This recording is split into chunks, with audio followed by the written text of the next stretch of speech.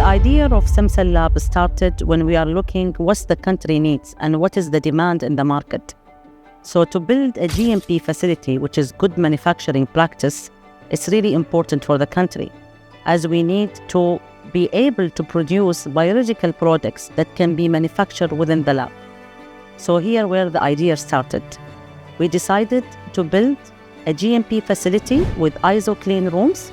We have ISO 5 clean room, ISO 6 and ISO 7 to be able to culture stem cell and also to be able to cryopreserve cord blood for a long time for the patient use.